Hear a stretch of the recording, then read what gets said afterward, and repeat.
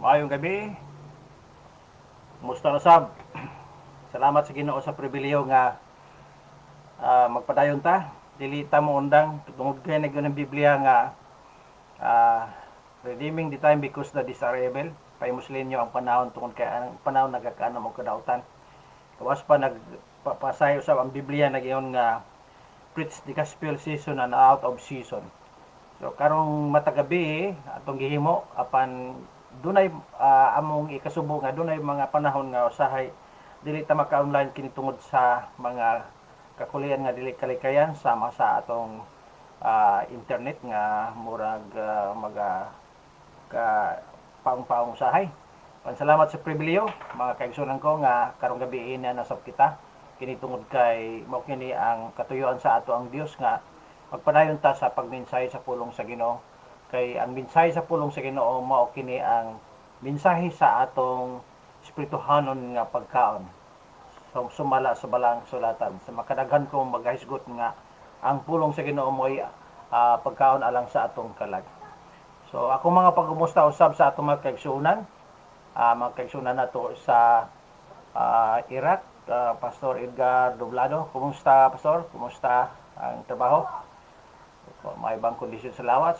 Kami kanunay diri nagapadayon sa makanunay namo mapagampo may tungod sa imong kinabuhi diha sa imong trabaho. O atong mga pagkumusta usab sa atong mga kaigsunan sa bisag asang dapit. Sa atong mga kaigsunan sa San Ricardo, sa Pintoyan, sa kang Ma'am Loida. Kumusta ma'am? May kay bago lang ta nagka himamat usab. So salamat sa akong mga pagkumusta, akong mga pagampo sa imong pamilya diha sa imong trabaho. O akong pangusa usab sa atong mga kaigsunan sa Pastor Saldi diha sa San Ricardo, Pastor Saldi Kalimbas. O si Edlin, kumusta Edlin? Salamat sa Ginoo sa imong pagmonitor kanunay sa atong wali. Edlin, kumusta? O kanunay mo monitor nining subaybay ni nga atong minsay sa matag gabi tungod kay mapanalanginan ka. Mga kaigsunan nato sa Quezon City, among chairman Reverend Rafael Quinones, Pastor Angeli, tibok nga pamilya, kumusta mo diha? O ang Dios nagapanalangin. Ito po nga abundan siyang panalangin sa atong tusan nato kakinabuhi. Karong gabi dili ta maglangan atong paminawan ang mensahe sa pulong sa Ginoo. Ablihan inyong Biblia sa bad kanako sa Deuteronomio kapitulo 33, Deuteronomy chapter 33 verse 16. Matubad dinhi sa Cebuano nga version. Ug tungod sa mga butang nga bililhon sa yuta ug sa iyahang pagkapuno ug sa maayong kabubuton sa nanagapuyo sa pinit, himua nga ang panalangin moabot sa ibabaw sa ulo ni Jose ug sa ibabaw sa alimpulo sa nilain sa iyahang mga igsoon. Now, ang pulong sa Ginoo sumala sa gisulat sa Deuteronomio nagahisgot may tungod sa gitawag og the fullness of God and the blessing to His people. Ang kahupnganan sa Dios ug ang panalangin sa iyahang mga katawhan. Now dinhi ato makaplagan nga ang pagkapuno sa Dios sa ato matugusan nato kakinabuhi gihatag ng daan sukad pa sa pagtukod sa kalibutan. Naganambala ang pulong sa Ginoo diha sa Deuteronomio nagaisgot nga ang pagkapuno sa Dios nagbanagayaon dinhi sa ibabaw sa nong sayuta. Pasabot nga ang gahom sa Dios, ang panalangin sa Ginoo, ang kadagaya sa ato ang Dios sukad pas pagtukod sa kalibutan. Ang kadagaya sa atong Ginoo sukad pas pagtukod sa kalibutan hangtod niining mga adlaw ug hangtod niining mga oransaha nagpadayon ang kadagaya sa Ginoo sa atong matagusan nato kakinabuhi. Dinhi sa ibabaw sa nang sayuta. But pasabot sa tanang mga katawhan nga nagapahimulos sa kadagaya sa ato ang Dios. Now sumala dinhi na ang kadagaya sa Ginoo mo'y gasa sa Dios dinhi sa ibabaw sa naong sayuta ug ang tanang butang nga iyang gihatag niining ibabaw sa naong sayuta nga napahimuslan sa tao nagmadagayaon kanunay og mas labi pang nagmadagayaon. Now, the gift of the earth or gifts of the earth and the fullness of the earth. Matubas balang kasultan in John chapter 1 verse 16 and Ephesians chapter 1 verse 23. Mga butang ni ining kalibutan na things on earth, living creature, ang tanang mga butang, mga mananap nga may kinabuhi sama sa tanom, ay mga butang nga may kinabuhi sama sa tanom, sama sa mga mananap, sama sa tanang matang sa isda sa dagat, sa tanang matang sa mga mananap nga nagakamang o nagapanglupad, o kining tanan gipahimuslan sa tao tungod kay nidaghan ug midagaya ang misanay ang kadagaya sa ato ang Ginoo dinhi sa ibabaw sa nung sayta. So di na to makaplagan nga ang Dios wala magkulang. Ang Ginoo wala magkulang sa ato matugsan nato ka kinabuhi. Hinunuan naglabi pang madagayaon. Nadagan sa mga tao mayon sila nga lisod ang kalibutan, lisod ang mga panginabuhi. No. Dili ka makasulti nila nga lisod ang panginabuhi tungod kay ang kadagaya sa Dios iyang ipahimutang dugay ng panahon og labi pa ni ining mga adlaw, hangtod ni adlaw, nagmadagayaon pa ang Ginoo. In fact, ang kaalam sa tao ning increase. Ang kaalam o langit ng kaalam sa tao ni ining kalibutan ni increase usab. Og ni increase ang tanang kaalam sa yutan o ni increase usab ang langit ng kaalam gikan sa ato ang Dios. So tungod ni makaigsunan ko, angay natong balikan ang Ginoo sa pagpasalamat sa tanang butang. Tungod kay ningon ang balaang kasulatan nga siya nagmadagayaon hangtod paninang adlaw, hangtod nining pagkapanahon na sa labi pang madagayaon sa iyahang gihatag alang kanato. Sa tanang butang, increase in knowledge and living creature and all things niining tanang butang. Atong ipaymuslan. So atong makaplagan nga inana ka maayo ang Dios sa atong matuusan nato ka kinabuhi. Ang ato lang naa sa tungunahon tungod kay ang atong paglantaw sa kaayo sa Ginoo wala to makiti. Ang kaayo sa Ginoo, ang kadagaya sa Ginoo sa tanang butang niining kalibutan na wa sila makakita niini nga nagmadagayaon ng Dios sa tao sa pagpanalangin alang sa tanang butang nga iyang gihatag niini sa ibabaw sa naong sayota. Sumaynungdan nga lisod sila makakita sa mga panalangin sa Dios sa ilang matuusan nila kakinabuhi. Sa kaalam, mas labi pang maalamon ang tao karon kay kaniadto. Nga naman, tungod kay ato makita nga ang kaalam ni increase sa matag tuig hangtod nga kining tanan maalamon na ang tao. O hinungdan sa kaalam sa tao, nga nagpasulabi ang kaalam sa tao, nakalimot na sa Ginoo. Nakalimot na sila nga ang kaalam nga nasa ilang matuusan nila kakinabuhi, hatag sa Dios. Hatag sa Ginoo. Madto pa na nga, madto pa sa Deuteronomy chapter 8 verse 18. Tanawa ang balaang kasulatan, unsa giyang isulti? Ability is to produce wealth to the human race. Ang abilidad sa tao, God has given us the ability to produce wealth. You see? Unsa ka maayo ang Ginoo, nga ang Ginoo nag-produce o kaalam diha sa hunahuna sa tao, aron nga ang tao maalamon sa paghimo o mga butang ni ining kalibutan, aron nga mahimo siyang madato. Mahimo siyang adunahan. Mahimo siyang daghag salaki, daghag kabtangan, daghag mga butang tungod kay maalamon ang tao. Kay kung sa panahon nga kung kaalam ang gisgutan makaigsunan ko, kini nagresulta og sa atong profession, nagresulta mo itong sa atong trabaho, nagresulta kini sa atong mga negosyo. Dagan sa musulti nga, Brad, pastor, kung mag-empleo lang ka, dili ka madato.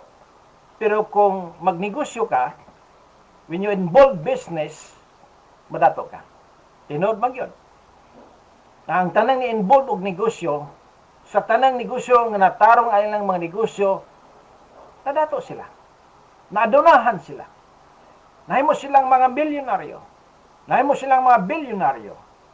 Ganaman tungod kay naglabi kanila ang kaalam sa mga butang may tungod og negosyo. Tingali mayo ka nga about provision. Yes, why problema? That's all. Hatag gyapon sa Ginoo ang imong provision. Provision. Nung nga naa kay mayong trabaho. Unlike sa mga tao nga walay mga provision, walay edukasyon, dili igo ang panginabuhi.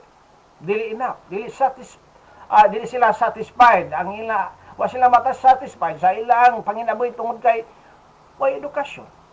Pero sa mga taong maalaman nga doon na edukasyon, ug naa sila profesyon, ug na sila trabaho, na-increase din, level up ang ilang pamilya, na pinagi sa ilang profession, pinagi sa ilang trabaho, ning level up ang ilang pamilya, ug hangtod sa ilang henerasyon, ning level up hangtod gina-involve sila og ubang pang mga tang at ilang negosyo, og nahimo silang manahimo silang madato. Now, ang kadato, grant sa Ginoo, yes sir, kadato, grant sa Ginoo. Because God has given us the ability to produce wealth. And Deuteronomy chapter 8 verse 18. God has given us the ability to produce wealth. Tungod kay ang plano sa Ginoo is to prosper us. Ang plano sa Ginoo,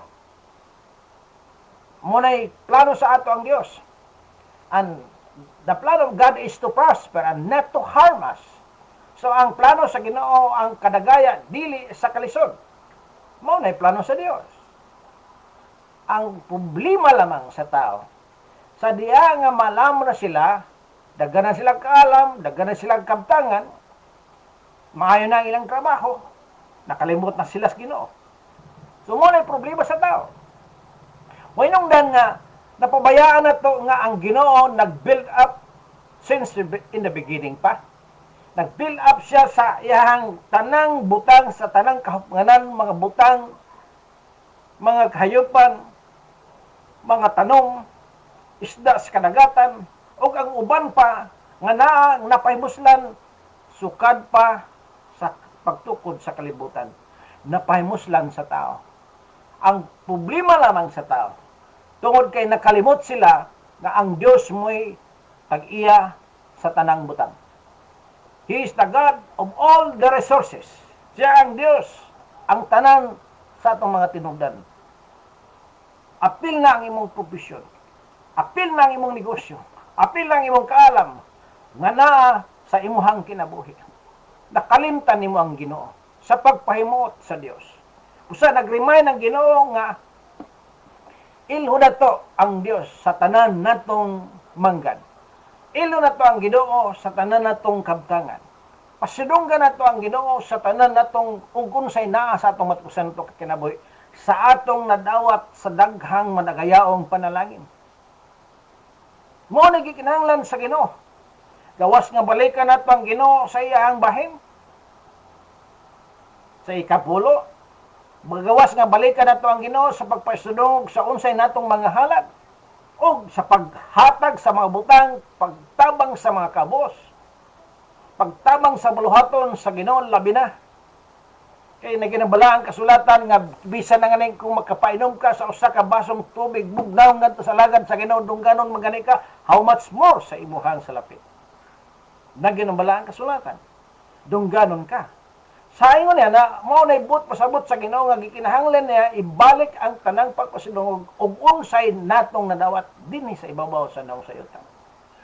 Because He is the source of everything. Siya ang tinungdan sa tanang butang sa atong napahimuslan ning ibabaw sa naong sayutan.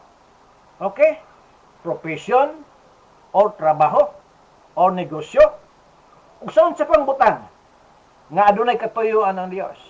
Tanawa ang katuyon sa Ginoo, Jeremiah chapter 29 verse 11. God's plan is to prosper and not to harm us. So may katuyuan sa atong Ginoo. Niining katapusan mga adlaw. Now, unsa giingon sa Proverbs chapter 3 verse 9. Honor God with all your wealth. Ilha ang Ginoo. Mo nay bukat sa tao. Tungod kay ang tao makop-akupon ra. Tungod kay ang tao hakob. Ang tao dili kantigo mo pasidungog. Dili kantigo mo appreciate sa tanang butang. Mayroon ka nga, Ginoo, salamat. Unta mo ni untay buhaton sa tao. Sa panahon kung makaani siya pipila ka 100 kabans of rice tingali. Kaya Lord, salamat sa 100 kabans of rice. Lord, salamat sa akong sweldo nga enough satisfied ang akong pamilya. Lord, salamat sa imong pagpaedukar, sa pag-provide nimo sa pagpaedukar sa mga bata. Di ba yung nana? Unta nga buhaton sa mga tao nga nakaila sa pagpasalamat sa Ginoo.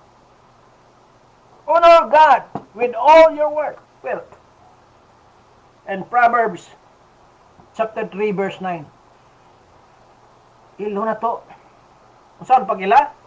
Pasidungyan Ginoo. Tabang sa bulaton sa Ginoo. Nadaghang mga simbahan, nadaghang mga lagad sa Ginoo. Nga kayan tabangan. Alang sa bulaton sa Ginoo, alang sa pagpadako. Because they are the sender. Their wealth are the sender. Ang ilahang kabtangan maoy tigpadala. And the servant of God is the goer. O ang mga alagad sa Ginoo maoy mulakaw. Inana, naginambala ang sulatan. Mao nay pundasyon nga giinhanglan sa Dios. Ug mao nay gikalipay sa Ginoo nga dapat buhaton sa tanang mga magtuto. Bisan sa mga dili magtuto. Ngano man tungod kay kitang tanan nakasinati o kadang kadagaya ning kalibutan na. Nadagan sa mga taong mga madagayaon. Pero ang ilara nga pagpadako sa tanan nilang mga kabtangan. Ug way kalabutan ang ilang pagtabang sa ilang isikataw. Well, naman tingali. Na may uban, pero dili ang tanan. Sumuna ang importante sa atong matugusan na ito, kakinaboy mga kaigsunan ko. Nga takos na itong ilo ng Ginoo sa talang butang.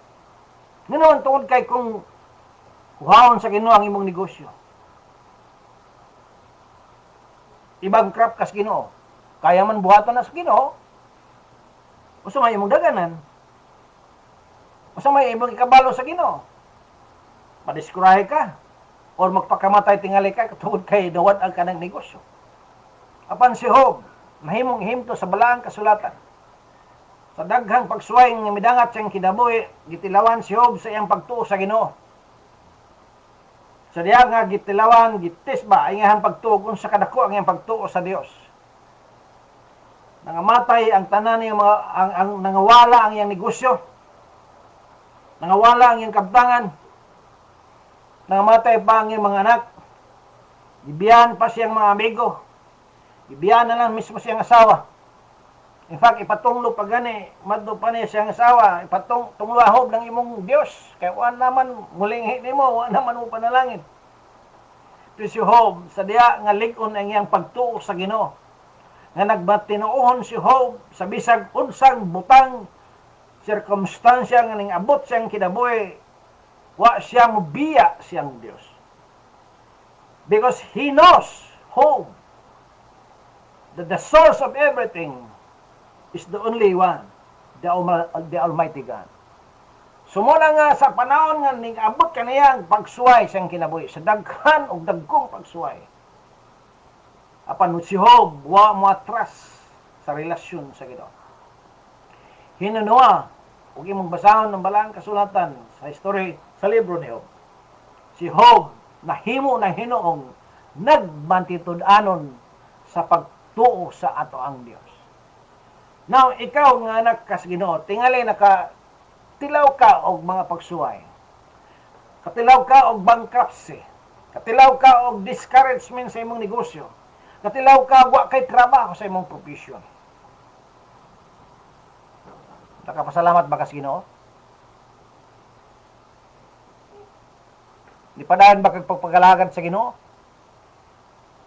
Dipadayon ba kag simba? Dipadayon ba kag pasidungog? Wa ba ka madiskurahe sa imuhang mga pagsuway? O kung wa man, praise the Lord for that. Sama kang Job. Nipadayon siya sa pagpangalagad. Wa siya mo give up in spite sa daghang trials, tribulation, circumstances siyang kinabuhi. Never siya nag-step sa pagpangalagad sa Ginoo. Hinunua, nagpadayon og labihan na niyong pagyugba sa ato ang Ginoo. Unta mao na ang anak sa Ginoo. Ang tanang mga Kristohanon, ang tanang mga magtuto, ang tanang mga alagad sa Ginoo nga mupadayon inspired sa daghang trials mabot sa kinabuhi sa tao. Sa bisag unsang butanga, dili ta mo give up tungod kay ang atong Dios nagpabilin.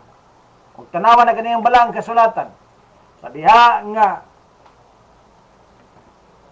niabot ning lakbay si Job sa iyang pagsuway sa kinabuhi. Naging ang balang kasulatan, gibalik sa Ginoo ang tanang butang nga hinawa sa iyang kinabuhi. Nga naman, tungod kay nakita sa Ginoo ang pagkamatinuan ni Job sa pagtuo sa ato ang Dios. Unta, kung mauna ang atong tagaag panaminan sa atong kinabuhi, unta may sama kita kay Job, in spite sa dagang pagsuway sa atong kinabuhi, dili ta mondang, dili ta mahadlok, mupadayon hinon kita sa pagpangalagad sa Ginoo ug sa atong pagtuo ug sa tinuod natong relasyon sa ato ang buhi nga Dios. Ganoman, plano sa Dios, ibalik niya ang tanang butang sa panahon nga kung magmatinud-ano lang kita ning katapos sa mga adlaw. Honor God with all your wealth. Ilhaw na tong Ginoo sa tanan tong abot sa atong matukusa, kabtangan sa atong matukusa nato kakinabuhi. Now, sa unsa mang bahina, naginabalang kasulatan kanang kinasing-kasing. Proverbs chapter 13 verse 4 nga kining tanang kinasing-kasing kana bang gikan gyud sa imuhang kasing-kasing. Nga imong pasidonggan ang Ginoo. Kasi panahon nga kung buhaton nimo mga kaigsuonan ko, dunay pagbuhaton usab ang Dios sa imong kinabuhi. Sa mga kahibulungang pamaagi. Ikagarantiyan ako nimo base kung unsa gingon sa saad sa pulong sa Dios. Nga ang saad sa Ginoo way pagkabalhin. Ang saad sa ato ang Dios way pagkaubas. Ang saad sa atong Ginoo sa atong tanang henerasyon sa tanang mga magtutuo kay Kristo, madagayaon alang sa atong matuksan nato kakinabuhi. Tingali man ka nga pastor, panahon naman sa pandemic, lisod naman, wala na may trabaho. Yes sir, nakaibaw po niya na. Nakaibalaw po ng Dios. Pero tanawa, ang mga Israelitas, inspired sa ilang mga pandemic, magkaigsunan ko, wala sila pasagdis, Ginoo, nagbadagayaon, hinoon ang tanan nilang mga pagkinahanglan. Mana, mga langgam, mga pagkaon nga na kanunay nagasubaybay sa ilang paglakaw. Sa kamatayon, iprotektahan ba sila? Yes. Iprotektahan sila sa Ginoo. Yang anong mahadlok man kag pandemic? Yang anong mahadlok man ka coronavirus? No, ayaw kahadlok. Ang Dios uban ka nato. God is with us. And who can be against us? Maunay declaration ni Paul. If God is with us, and who can be against us? Yang anong madlok mo ka? Madlok ka mo kay trabaho? Madlok ka nga matagdang kag sakit?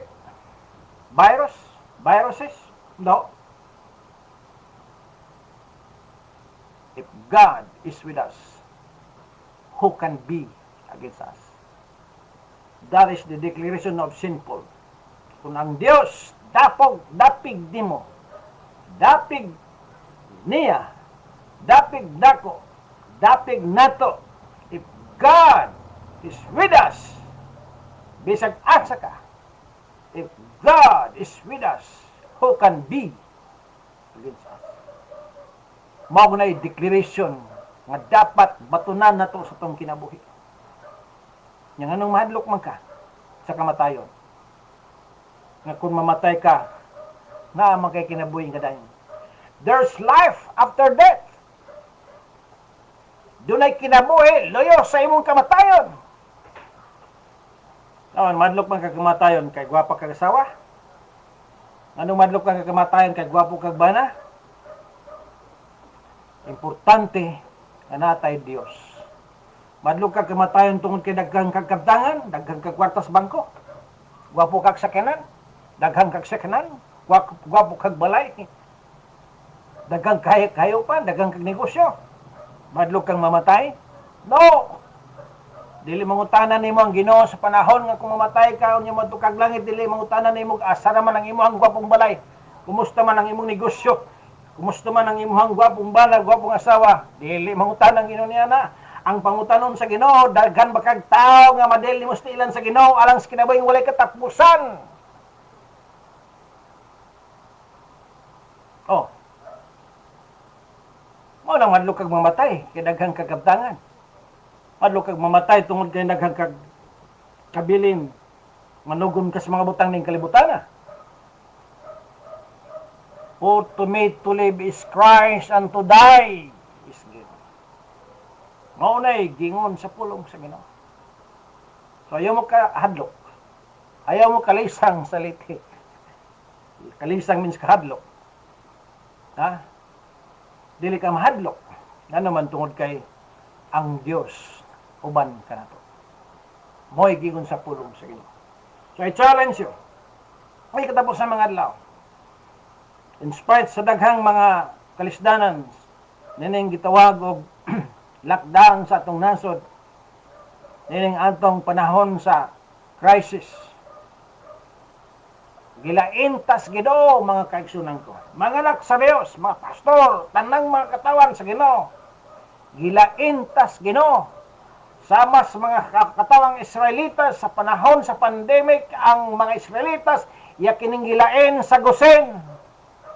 Gipanalanginan sa Ginoo, walay kamatay tungod kay ang hamiling nga dugo nagaluka, nagahinlo sa atong matagusan nato kakinabuhi. Nagpaola siya sa dugo tungod og alang kanato. Ginluan kita.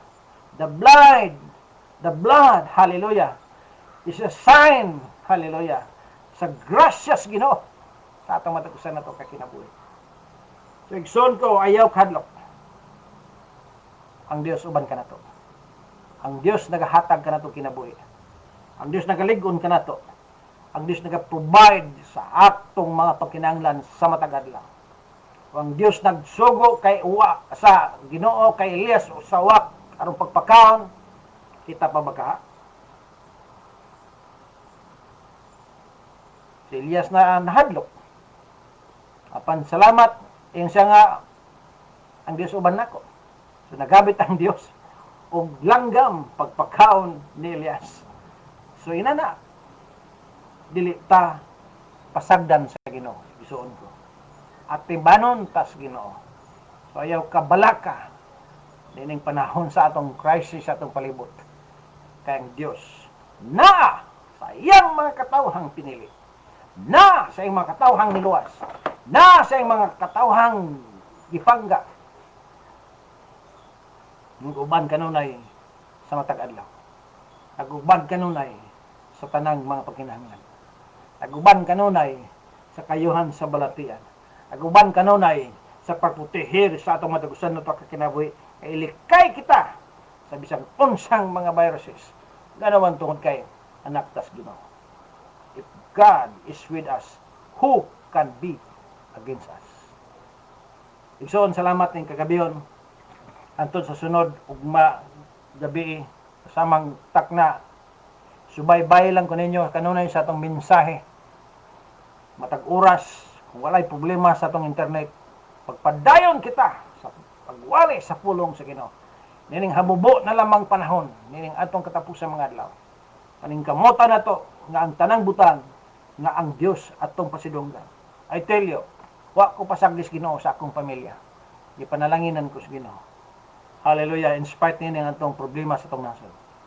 Giprotektahan ko sa Ginoo. Ipanalanginan ko sa Ginoo. Ang tanang butang, wa mi pasagdi sa Ginoo. Nagapanalangin ang Dios sa among mga pagkaon o guban pa. So ay kabalaka, igala, mga pastor o gubang pang mga magtuto, dini si babaw sa nang sayuta. Tinuda ang pagpangalagad sa Ginoo. Hinano, pasidonggi ang Dios. Sa tanan ni mong kabdangan, ibalik kaniya ang pagpasidungog ngadto sa mga alagad sa Dios. Establish sa Ginoo ang tanan ng mga resources sa imong kinabuhi.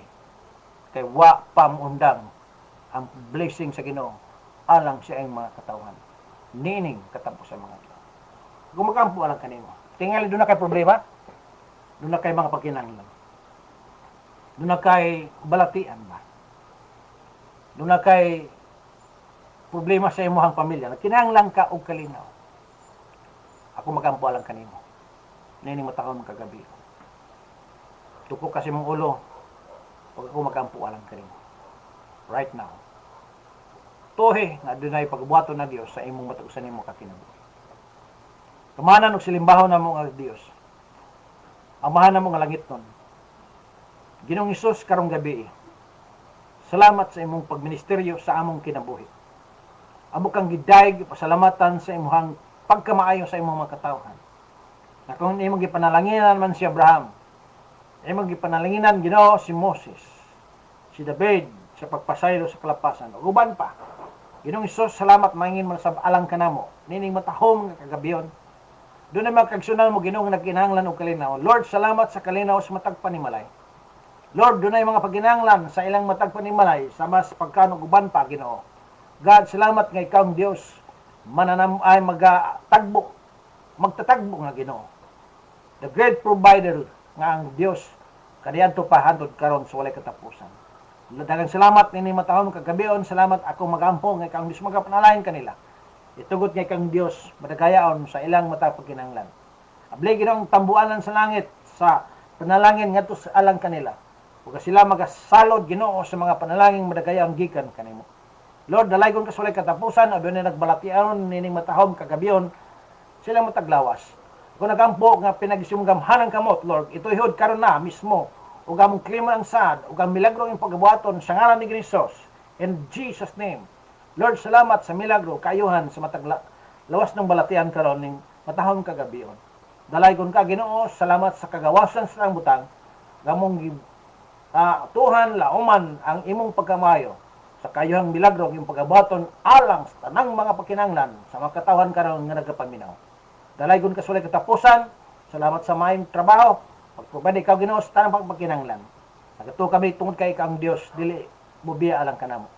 Hinod magpadalangin ikaw madagayon alang ngadto kanila sa mga katawhan sa mga pagkinahanglan. Ganing kagabion daghang salamat sa imong mensahe sa ngalan ni Hesus. Amen. Igalag isuon ko ning kagabion daghang salamat sa pribileo o hantod sa ugmang gabi, sa matagabi, magapadayon ang atong bulaton sa Ginoo.